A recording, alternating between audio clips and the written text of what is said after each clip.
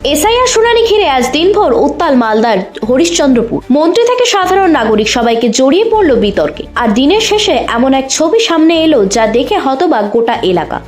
ঘটনার শুরু এসআইআর শুনানি নিয়ে। প্রথমে রাজ্যের এক মন্ত্রীর কাছে শুনানির নোটিশ পৌঁছানো ঘিরে তৈরি হয় চাঞ্চল্য। এরপর শুনানিকে কেন্দ্র করে তৃণমূল কর্মীদের সঙ্গে পুলিশের বচসা।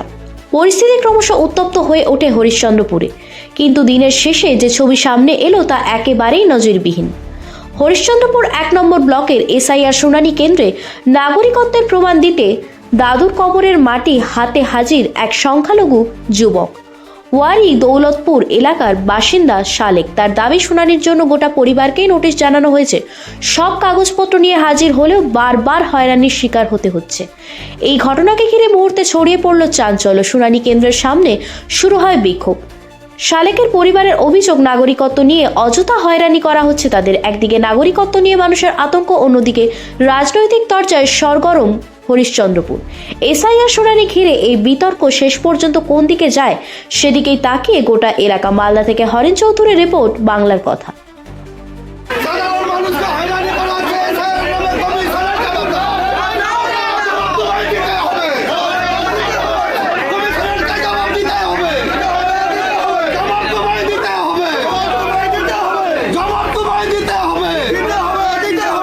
এটা থেকে আপনি প্রমাণ পাবে মানুষ কিভাবে আতঙ্কিত হয়েছে।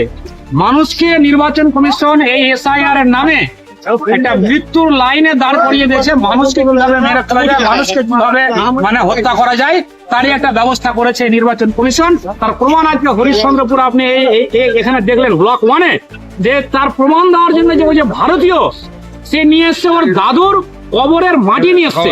আপনি ভাবতে পারছেন এর থেকে বড় লজ্জার কি আছে নির্বাচন কমিশন, যে বিজেপির কাঠপুতলি হয়ে কাজ করে? ধিক্কার জানায় নির্বাচন কমিশন।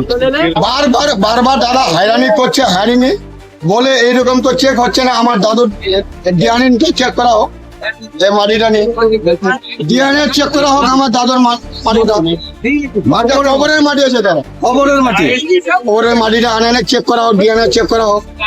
ভোট কমিশনকে বলছে এরকম তো আমাদের কাগজপত্র বুঝতে পারবে না। আমার দাদু বাংলাদেশি না এখানে ইন্ডিয়ার আছে না পাকিস্তানের আছে, এই কবরের মাটিটা চেক করলে তো বোঝানো যাবে তো কোথাকার আছে ওর দাদু। আজকে ভুল ভ্রান্তি সবার দ্বারা হয়, তার জন্য আইন আছে, কিন্তু আইনকে সবাই হাতে নেওয়া উচিত না।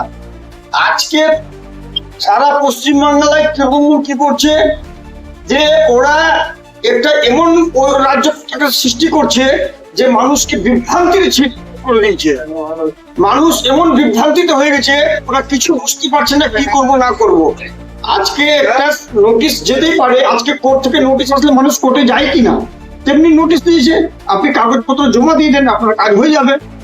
এতে বিভ্রান্তি ছড়াবার কিছু নাই। এই যে মাটি নিয়ে এসে এগুলো যে করছে, অশান্তি সৃষ্টি করার একটা পরিকল্পনা হচ্ছে। এই পরিকল্পনায় সাধারণ মানুষ পা দিবে না।